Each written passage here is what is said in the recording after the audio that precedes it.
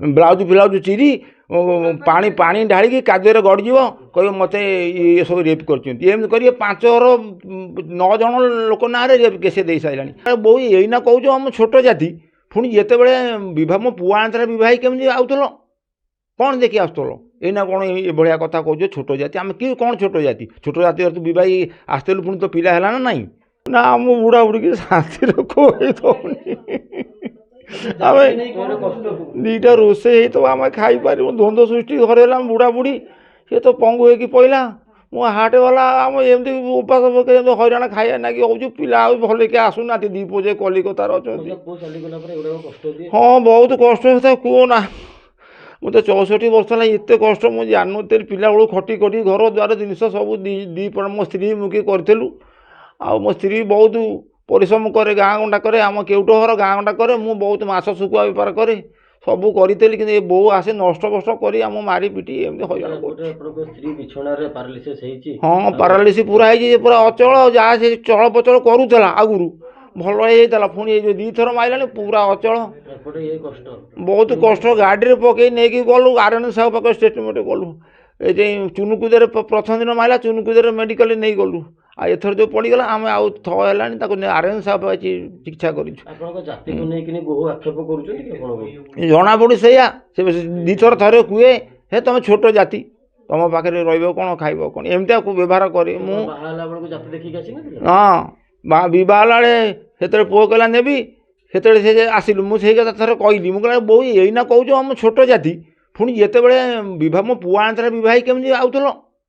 कौन देखी आसुल एना कौन ये भाया कथा कौच छोट जाति आम कि कौन छोट जाति तू बही आसलु पुणी तो पिला है ना मो पुओ सुना मरीगला मत केते कष्ट पुओ चलीगला हाँ नाती अच्छे नाती से आम पाक छाड़ू नाती कहे ना आम बहुत कष्ट आउ तो घर जो 2 दिन 3 दिन झामला कर जा कर नाती जाऊ तो आउ तो मु नाती को अनाए बुढ़ी माँ भी नाती की अनाए हा मो पुअर रक्त मुझे भावे किंतु बो आम चयन कर दौनी मार धरा सब बेले ये द्वंद्व सृष्टि कर आम कौन चाहिए सी बहुत आम पाखे रही आम चल पार ना आम तापर बेलुसु खाई बसी पारूनु आ ये अवस्था आम कौन करूँ बुढ़ा बुढ़ी अवस्था कि जहाँ भी ये केस फेस न दंता मो आउ 2 पुआ आसते रहते मसे 15 दिन जहाँ खबर बुझेती कौन दहती से जिते आउट रेप केस ए हार छिंडे नहीं गले ये नहीं गले सी नहीं गले से आसो 2 घंटा पूर्व आसो आसी से साई लास्ट मुंडे रामनाथ बेहरा आउ ये पुरुषोत्तम बेहरा सुप्रिया आशा दीदी सामनाथ बेहरा से घंटा 2 घंटा बसिकी आसी ये झामला करेंगे हाँ आसती केबे 2 मासरे 3 मासरे आसतु गोटे ओली रही पड़े किसी हाँ नाई आसब कि समय र2-3 घंटा कि ओली रुणी पड़े हाँ साढ़े देला ब्लाउज फ्लाउज चिरी पानी पानी ढाड़ी कादुरे गड़ज कह मत ये सब रेप कर 5 9 जन लोक ना रेप केस दे सारा आउ जो 8-9 घर अच्छा साइड से डरिकी बाहर ना कह ये सब एमतिया लोक ये आम ना रेप केस दब आम से कहीं जीवु मरामरी हूँ जहाँ हूँ हाँ थाना अभियोग कर थाना वाला प्रथम जा मारी कहलु कह आम तुम केस रखिलु हाँ आउ मुझे एमती पंगु लोक से हानि पारालिसिस पेसेंट ताको एमती मारी पुणी एमती कर से केस देले पुणी एथर मारला पुणी कहलु पुणी जा सुकांति बेरा एफआईआर कला हाँ ऑटो पकई नहीं गलु एफआईआर कर आउ शांति मन रे ना बुझल आज्ञा नाई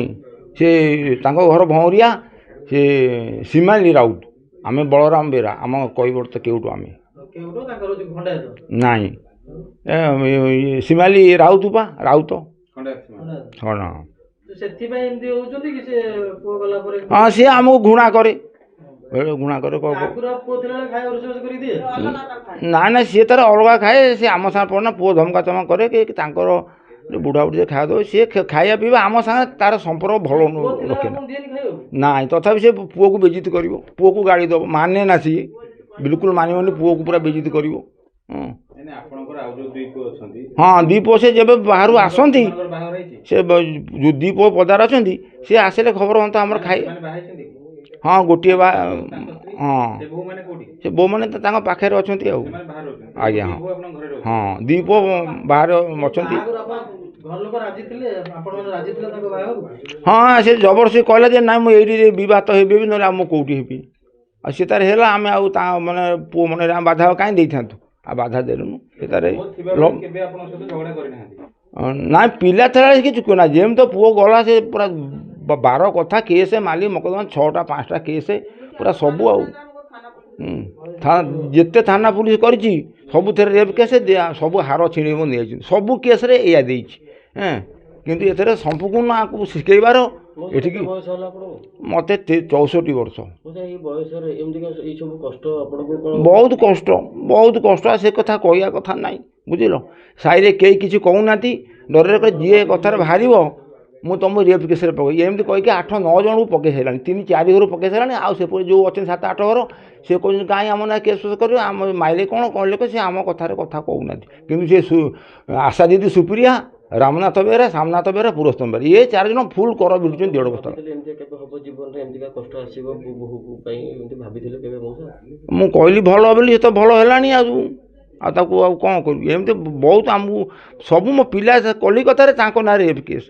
ସେ ଗାଡ଼ିରେ ଥେବେ ତ ରେପ୍ କେସ୍ ଘରକୁ ଆସିଲା କିଣି ସେ ପିଲାଙ୍କ ନାଁରେ କେସ୍ ଦେଲା ଆଉ ସେଥିପାଇଁ ଆଉ ଘରୁ ଡରିକି ଆସୁନାହାନ୍ତି? ହଁ ସେ ଆଉ ଯେତେବେଳେ ଆସିଲେ କେସ୍ ଆଉ ସେ ବାପା ମାଆ କ'ଣ ଦେଖିବେ ଆମେ ବୁଢ଼ା ବୁଢ଼ୀ ହେଇ ପଡ଼ିଛୁ